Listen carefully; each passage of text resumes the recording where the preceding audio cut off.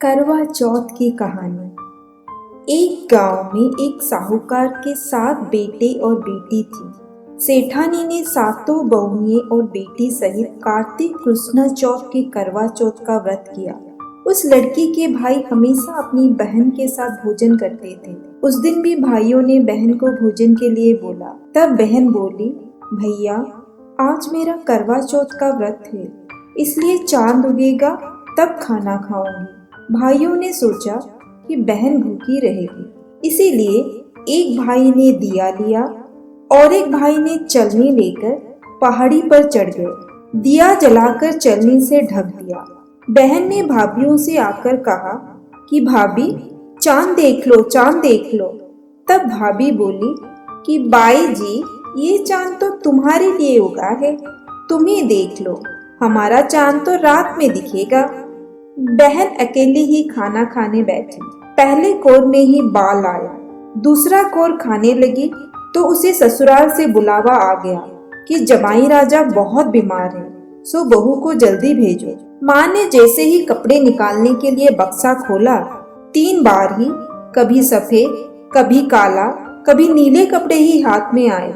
माँ ने एक सोने का सिक्का पल्ले से बांध दिया और कहा कि रास्ते में सबके पैर छूती जाना, जो भी तुझे अमर सुहाग के आशीष देगा उसी को ये सोने का सिक्का देना और पल्ले से गांठ बांध लेना। रास्ते में सब औरतें भाइयों का सुख देखना कि आशीष देती गई, किसी ने भी सुहाग की आशीष नहीं दी। ससुराल के दरवाजे पर पहुंचने पर पलनी में सोती हुई जेठूती यानी जेठ की लड़की झूल रही थी। उसे पैर छूने लगी तो वह बोली कि सील हो, सपूती हो, 7 पुत की माँ हो। यह वाक्य सुनते हुए उसने जल्दी से सोने का सिक्का निकालकर उसे दे दिया और पल्ले से गांठ बांध ली।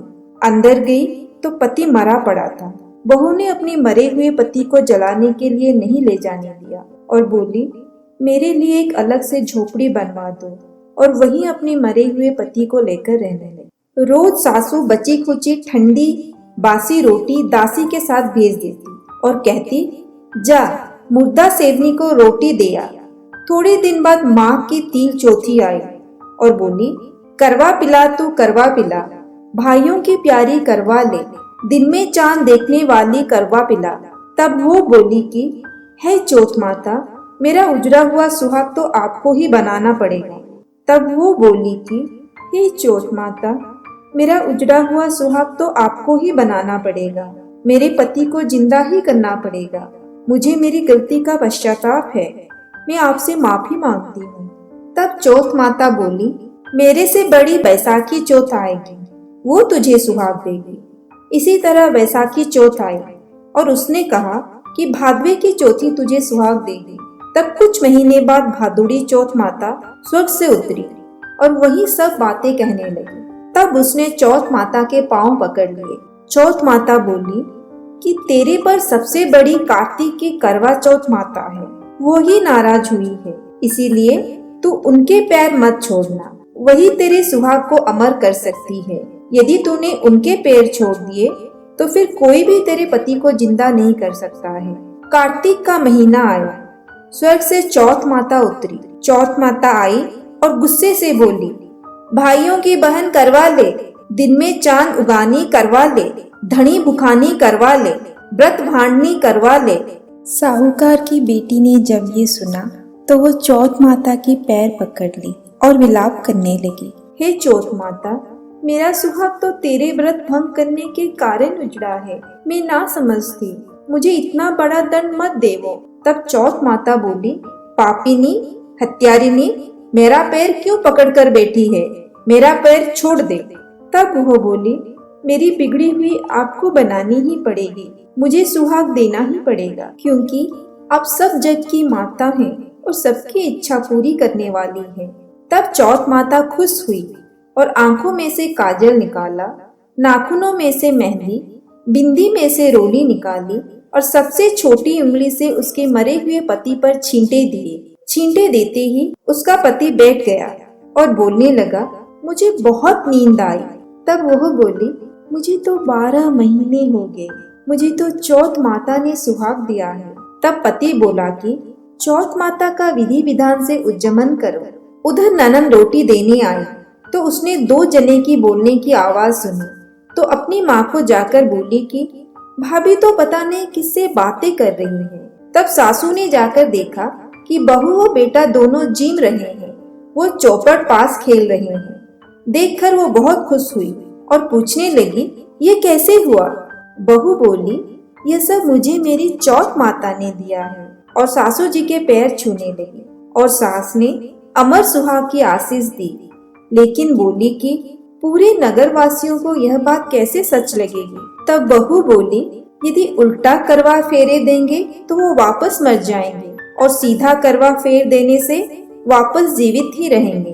तब पूरे नगर में ढिंडोरा पिटवा दिया कि सब कोई देखने आवे। सीधा करवा फेंकते ही उसका पति जिंदा हो गया। दूर खड़े हुए पति पत्नी का गठबंधन जुड़ गया और सब चौथ माता का चमत्कार मानने लगे। चौथ माता का व्रत पुरुष की पत्नी, बेटे की माँ सभी को करना चाहिए। 13 चौथ करनी चाहिए। हे चौथ माता, जैसा साहूकार की बेटी का सुहाग उजाड़ा वैसा किसी का नहीं उजाड़ना। जैसा वापस उसका पति जीवित किया वैसा सभी का करना। कहने सुनने वालों को, हुंकार भरने वालों को सभी की मनोकामना पूर्ण करना। बोलो मंगलकारिणी दुख हरनी चौथ माता की जय। विनायक जी की कहानी। एक बार गणेश जी एक छोटे बालक के रूप में चिमटी में चावल और चमचे में दूध लेकर निकले। वे हर किसी से कह रहे थे कि कोई मेरी खीर बना दो, कोई मेरी खीर बना दो, कोई तो खीर बना दो। एक बुढ़िया बैठी थी। उसने कहा, ला मैं बना दूं।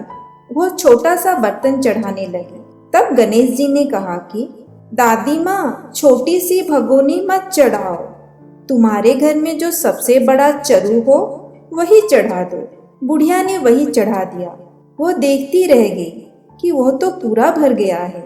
गणेश जी ने कहा, दादी माँ मैं नहाकर आता हूँ।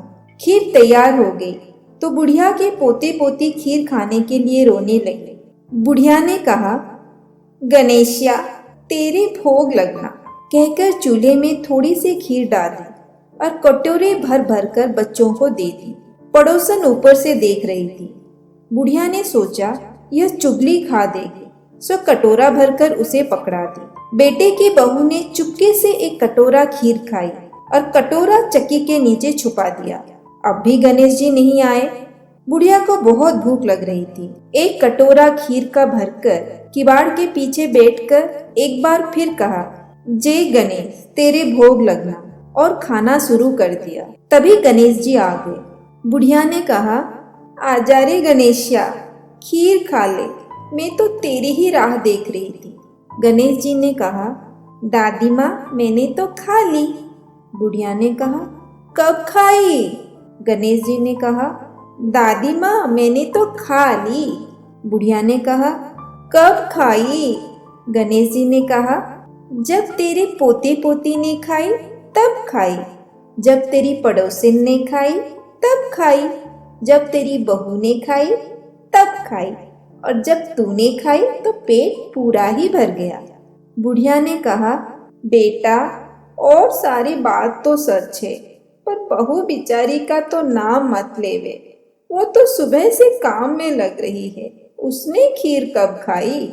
गणेश जी ने कहा, चौकी के नीचे देख, जूठा कटोरा पड़ा है, तूने तो मेरे भोग तो लगाया, वो तो वैसे ही खा गई। बुढ़िया ने कहा, बेटा घर की बात है, घर में ही रहने दो, बता बची हुई खीर का क्या करूं?